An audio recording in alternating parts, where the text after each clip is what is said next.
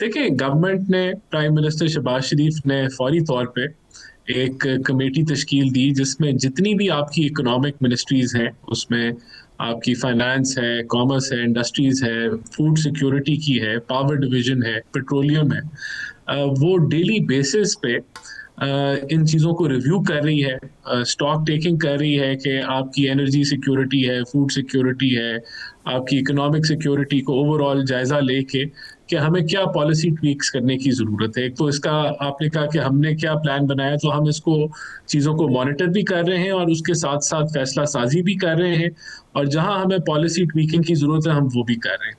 अच्छा, अब इसको वन बाय वन अगर ले लें तो बिल्कुल देखें, ये कितनी देर चलती है जंग, उस पर उसका इम्पैक्ट डायरेक्टली रेमिटेंसेस पे आएगा।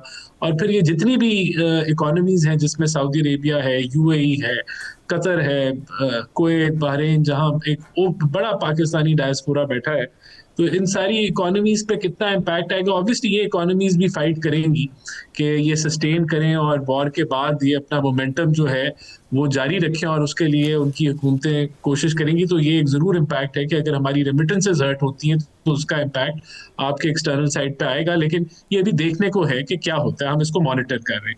जहां तक पेट्रोलियम प्राइसेस की बात है, आपको पता है कि हमारा जो हमने जो प्रोजेक्शंस की हैं कि अगर $85 का क्रूड एवरेज करता है अगले 4 महीने, इस फाइनेंशियल ईयर में 4 महीने रह गए, तो हमें कोई $1.5 से $2.5 बिलियन तक का इम्पैक्ट पड़ सकता है। उसके लिए ऑलरेडी इकदाम ले लिए गए, आपने कंजर्वेशन और ऑस्टेरिटी के मेजर्स उठा लिए हैं।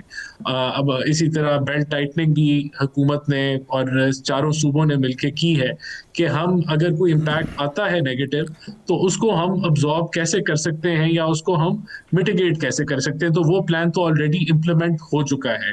जहां तक सप्लाई डिसरप्शंस की बात है, वो हमने उसको अरेंज कर लिया। प्राइसिंग इशू है, हमने प्राइसेस जो हैं वो पास ऑन की हैं, लेकिन अभी रिसेंटली भी 40-50 रुपए की प्राइसेस इंक्रीज करी थी जो हमने पास ऑन नहीं की, और उनको हम अपनी बजटरी एलोकेशन या किसी इसी तरीके से पीडीएल के जरिए उसको हम जो है वो कवर करने की कोशिश कर रहे हैं। लेकिन ये लॉन्ग टर्म पे सस्टेनेबल, मीडियम टर्म पे भी सस्टेनेबल नहीं करना बड़ा मुश्किल हो जाएगा। तो इसको अच्छा, हम देख रहे हैं। सॉरी टू इंटरप्ट यू, लेकिन आपने आपने प्राइसेस तो पास ऑन फौरन कर दी, बल्कि अभी इम्पैक्ट आया भी नहीं था। वो तेल पहले ख़रीदा हुआ था हमने कम कीमत पे, जिस पे आपने प्राइसेस बढ़ा दी, उससे कुछ कंपनीज को फ़ायदा भी पहुंचा, और ये बात लोग कर रहे हैं।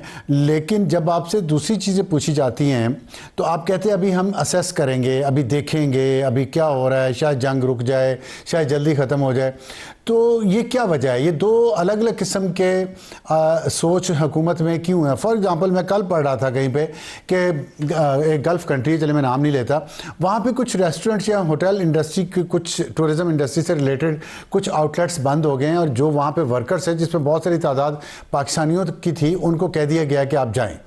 तो एक ये वो वर्कर हैं जो पाकिस्तान के गरीब तबके से जिनका ताल्लुक़ होता है, वहाँ जाते हैं, मजदूरी करते हैं, पैसे भिजवाते हैं। अब ये बेरोज़गार अगर वापस पाकिस्तान आना शुरू हो गए तो उनके लिए यहाँ पे कोई आपने सोचा, स्ट्रेटजी बनाई, या अभी बस आप असेस ही करते रहेंगे कि चलें जब आना शुरू हो जाएंगे, जब 2, 10, 15 लाख आ जाएंगे फिर हम बनाएंगे स्ट्रेटजी?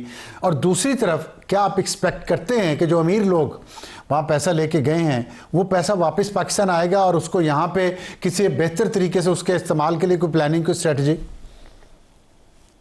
अच्छा, नंबर एक, हमने किसी जो है ओएमसीज को मुनाफा नहीं पहुंचाया। हमने वही उसी फॉर्मूले के तहत रिवाइज हुई हैं कीमतें जो हमेशा से चला आ रहा है।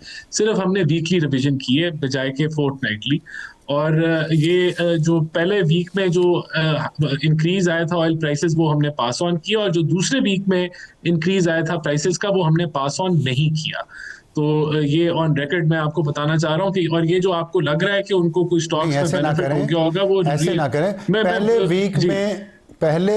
आपने पहले वीक के शुरू में ही प्राइसेस बढ़ा दी, पहले वीक के शुरू में ही प्राइस को इतना फर्क नहीं पड़ा था, और दूसरे वीक में तो फर्क उतना ही है जितना पहले वीक में था। जो बढ़नी थी पहले वीक के आखिर में, वो अभी भी वही है, $100 के इर्द गिर्द ही है ना। मैं आपको बताता हूं, देखिए अब तीसरा वीक शुरू हो रहा है जंग को, अभी $100, आज $100 पर बैरल है। नहीं, मैं आपको यही बता रहा हूँ कि जब हमने प्राइसेस इंक्रीज की थी तो एवरेज प्लाट्स के मुताबिक की थी, और उस वक्त टच की थी को 92 93 के ऊपर क्रूड ने। और आपका जो डीजल का क्रूड था वो $150 पर बैरल पे चला गया था, और पेट्रोल का क्रूड $106 पर बैरल पे चला गया था। और ये एवरेज आप लेते हैं, तो अगर $150 आखिरी पे दिन कब ये गया था? प्राइसेस टच की थी, $150 डीजल का जो क्रूड जो डीजल का प्लाट्स है वो गया था पर बैरल। अभी भी उधर ही 170 के करीब होगा जो डीजल का आपका चंद प्लाट्स घंटों के का लिए रेट है। गया था। नहीं एक नहीं, 100 से चंद ऊपर घंटों के चंद लिए नहीं, घंटों अभी के इट लिए। इज नहीं, वो मैं क्रूड की आप बात कर रहे हैं ना, लेकिन हम लेते हैं जो प्लाट्स की एवरेज प्राइस होती है पेट्रोल की और डीजल की, उसके मुताबिक प्राइसेस का तयन किया जाता है। और हमने बिल्कुल एवरेज के मुताबिक किया था, और अभी जो इस हफ्ते की एवरेज है वो बड़ी है, और उसका इम्पैक्ट मिनिमम भी अगर आता है तो 30 से 40 रुपए आ रहा है, जो हमने अब्जॉर्ब किया है, वो पास ऑन नहीं किया। और ये ऐसे नहीं था कि हमने फौरन ही, वो थोड़ी सी बड़ी थी तो बढ़ा दी थी, आपकी सप्लाई चेन में डिस्ट्रप्शन आ सकती थी, जिसको हमने इंश्योर किया कि ऐसा ना हो, और हमने जो जो जो इफेक्ट था उसको वीकली पास ऑन किया। और कोई जो ये स्टॉक होता है डेड स्टॉक होता है, अगर आज आपको इसमें फायदा हुआ है तो कल ये प्राइसेस जब एडजस्ट होंगी तो ये रिवर्स हो जाता है फायदा, क्योंकि स्टॉक मेंटेन करना होता है 20 दिन का। अच्छा, दूसरा आपने जो है वो पूछा, दूसरा आपका सवाल था कि वो जो लोग आ रहे हैं बेरोजगारी। उनका क्या होगा। देखिए देखिए, ऑब्वियसली ये एक जी। चैलेंज है, और ये इसके लिए कोई जॉब क्रिएशन फौरन नहीं की जा सकती। हुकूमत के पास ऐसे इकदाम नहीं है कि हम फौरन ही कोई कोई जॉब क्रिएशन, उनको जो लोग आ रहे हैं उनको कोई हम एडजस्ट करें, लेकिन हम उन ममालिक के साथ राब्ते में हैं। हम अपनी, आज आपने प्राइम मिनिस्टर ने देखा कि मीटिंग की कि हम लोगों के पास जो सरप्लस कमोडिटीज हैं फूड सेक्टर में, हम उनके ऊपर राब्ते में हैं हर मुल्क के साथ, कि हम अगर उनको ये एक्सपोर्ट कर सकें इस क्राइसिस के अंदर जहां फूड चेन डिस्टर्ब हो गई है, तो वहां हम इन कमोडिटीज अच्छा, को जो पाकिस्तान लेकिन के पास मैं आपके लिमिटेशंस, ज़ाहिर की लिमिटेशंस तो हैं, इसमें कोई शक नहीं, लेकिन देखें लोगों के प्रॉब्लम्स भी तो रियल है ना। अब प्राइसेस आपने कीमतें बढ़ाई हैं पेट्रोल की, और शायद बढ़ जाएंगी अगर ये जंग चलती रही, तो गुर्बत पाकिस्तान में पहले ही बहुत ज़्यादा है। मिट्टी के तेल की कीमतें भी बढ़ गई हैं, पेट्रोल की भी, तो ज़ाहिर ट्रांसपोर्ट भी बढ़ेगी, खुराक की कीमतें बढ़ेंगी, बिजली की कीमतें आपको बढ़ानी पड़ेंगी, फिर फॉरेन एक्सचेंज रिजर्व्स भी कम हो जाएंगे, ये भी फोरकास्ट हो रही है। इस सारी सिचुएशन में अगर बेरोज़गारी भी बढ़ गई तो बनेगा क्या हमारा? थोड़ा सा कुछ तो आप बताएं कि हमारा क्या बनेगा, लोग क्या करें?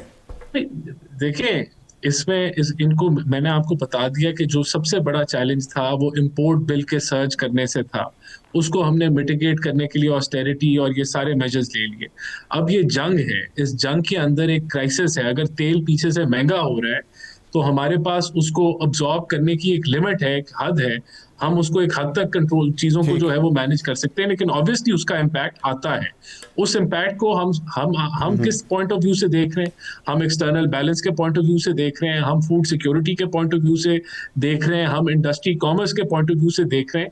हम राब्ते में हैं सारे सेक्टर्स के साथ और उनके साथ इंगेज कर रहे हैं। अगर कोई रूट एक्सपोर्ट का बंद हो गया है तो हम शिपिंग लाइन के साथ जो है वो राब्ते करके उनको स्मूथ शिपिंग के लिए इंश्योर कर रहे हैं। तो हम ओवरऑल गवर्नमेंट का पर्सपेक्टिव के बिल्कुल, लेकिन अगर आप ये कहें कि हम पूरी इकोनॉमी को एलियनेट कर सकते हैं इस क्राइसिस से, या जो इसके जो शॉक्स आने हैं उससे हम इसको बिल्कुल जो है वो उसका इफेक्ट नहीं आने देंगे, तो ऐसा मुमकिन नहीं है। इससे पूरा रीजन इफेक्ट होता है और आप कुछ चीजों को तो मिटिगेट कर सकते हैं, लेकिन आप इस शॉक को अब्सॉर्ब नहीं कर सकते। इसके रिपल इफेक्ट आएंगे और उसके लिए हम लोग जो है वो तैयारी कर रहे हैं।